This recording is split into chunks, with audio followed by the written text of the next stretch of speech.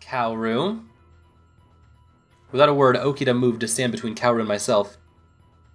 I think the two of us should be enough, don't you? Right. In the blink of an eye, Yamazaki was gone, before KAORU even had a chance to respond. Aw, did he leave you behind? I guess you're not very popular, Okita. Okita's answer was a grin. I never liked him much anyway. KAORU laughed, but made no attempt to chase after Yamazaki. After all, Yamazaki wasn't what he was here for. Although if he was, it'd be so nice, we'd just be able to pass all of this. That was why Okita had wanted Yamazaki to ignore KAORU and leave to help Kondo and the rest of the soldiers. Yamazaki had done exactly what he'd wanted. Oh! I just came to see how you were doing. His sword hissed out of its scabbard. This battlefield positively reeks of blood. Hasn't that a bit much for a fury? What's your point? With a tiny sideways grin, Okita drew his own sword. The thing's been drenched in blood since the day I picked it up. See, if we're doing this battle just based on who's dressed well, now Okita's gonna win. It was all about the jacket. Now that he's got that nice vest, match is over. Easy. He wins. He leapt forward toward KAORU, and their swords slammed into one another with thunderous force. Both men leapt backward, eyes locked. Only then did I notice that Okita's hair had gone white, and his crimson eyes were glaring at KAORU. You've got some balls for a fury. His tone was jeering. I've had just about enough of your bullshit. I think today's gonna be the day you die. Their swords met again. Gah! Wounds opened up across his body, courtesy of Okita's blade. These are just scratches. The demon had the ability to heal almost instantly, and KAORU's wounds had already begun to close. What? You think that's all I got? More slashing. Before KAORU had time to react, Okita struck again. It wasn't that KAORU was weak, so much as it was that Okita was so overwhelmingly powerful. But we are at an impasse. We have an unstoppable force meeting an unbreakable wall. His attacks came up with blinding speed, and bit by bit he pushed KAORU back.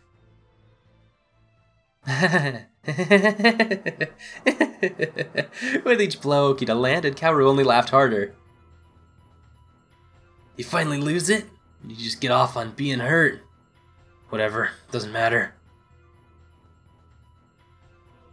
It's over for you. Interesting. Pretty impressive. Even with Okita's blade at his throat, KAORU never lost his composure. It made my blood run cold. You've gotten a lot faster since the last time I saw you. Have you been drinking blood? Is this really a time for chit-chat? I mean, you do see that I'm about half an inch from pulling a sword through your neck, right? KAORU didn't even seem to hear him. I'm not sure if you're doing so well because you drank some blood, or if you just hate me so much that I'm bringing out the best in you, but... Either way, Okita, so long as you're a fury, you won't be able to get by without drinking blood for very long. You really don't want to quit. Are you really that anxious to die? His sword didn't budge. Furies get stronger every time they drink blood. But once you've had a taste, the bloodlust is harder to resist the next time, and worse than the time after that, and then it's all downhill from there. The really sad part is, if you don't drink blood, eventually the pain gets to be too much for you to handle.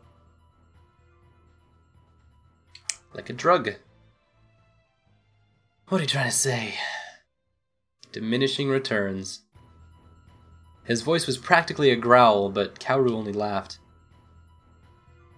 If you want to get stronger and not go mad, then you have to drink the blood of a demon. Oh, that would be so nice if it was true, wouldn't it? What? I felt as if I'd been hit in the chest. If? Demon or human, blood is just blood. Yours won't save him. He'll just drink and drink until he goes mad. I froze, my mind reeling. That was probably exactly what KAORU had hoped for. He leapt towards me. Don't touch her. But Okita wasn't fast enough. KAORU dodged his lunge, and I felt his hands grab me.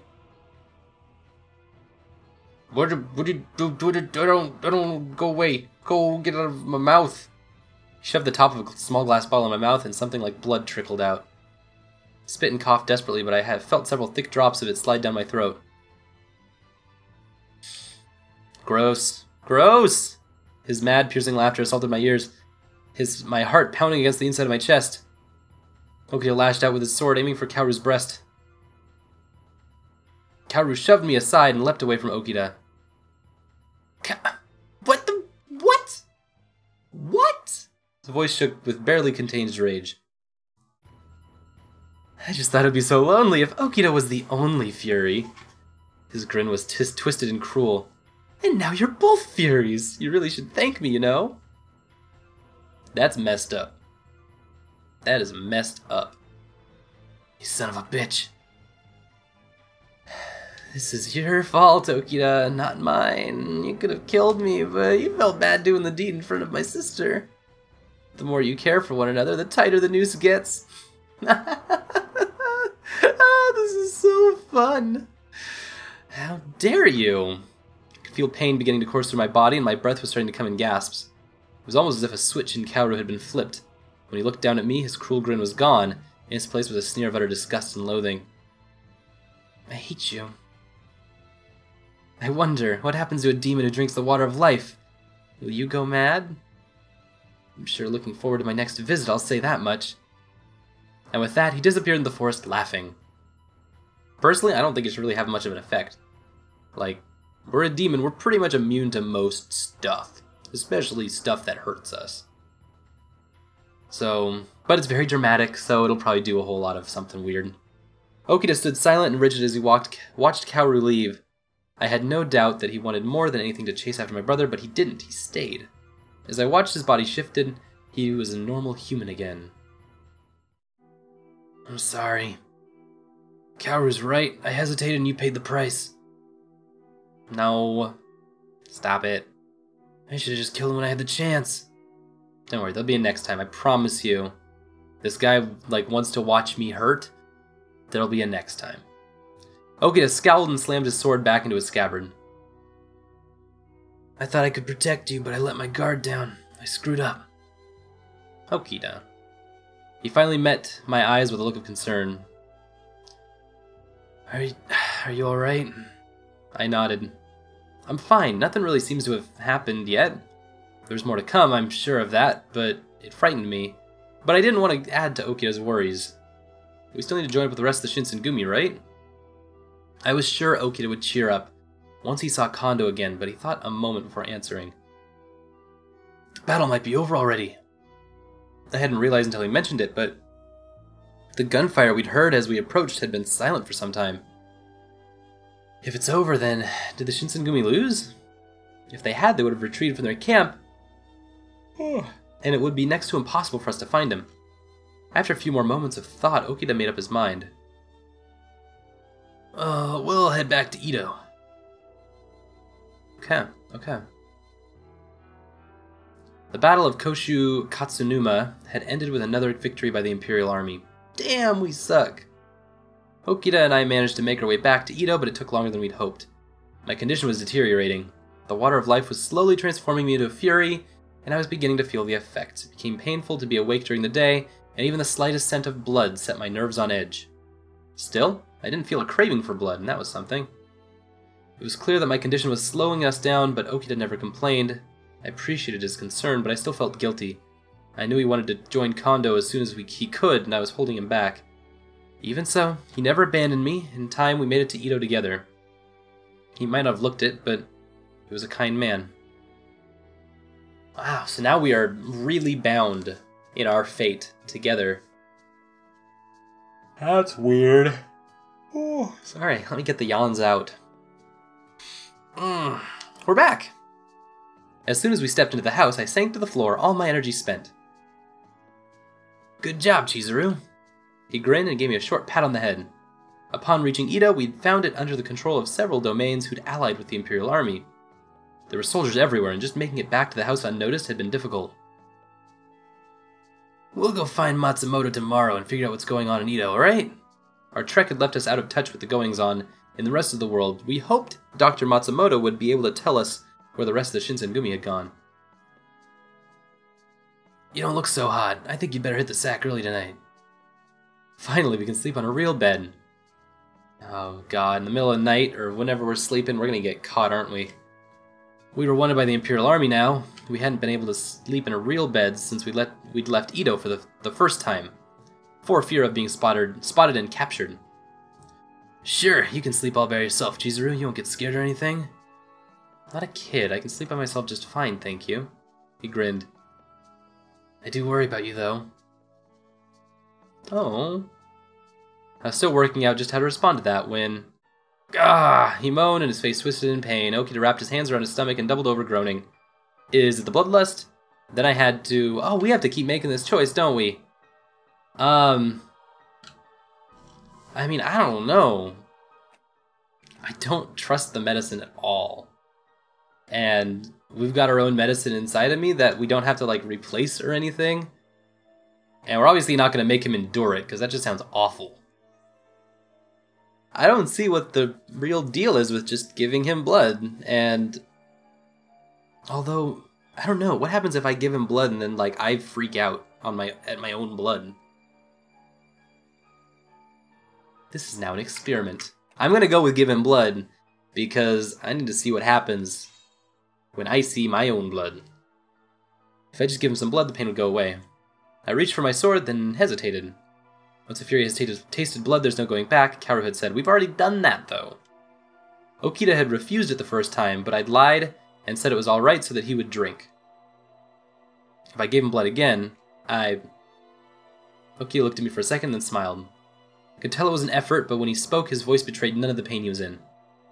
I also am, like, a little bit sure that he's lying about it and kind of being super dramatic. KAORU's kind of a dick. You holding out on me?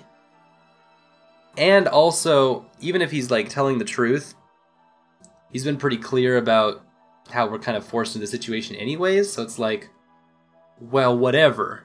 Existential crisis averted by the fact that it's an existential crisis and we can't help it. It's not real nice to make me wait, you know?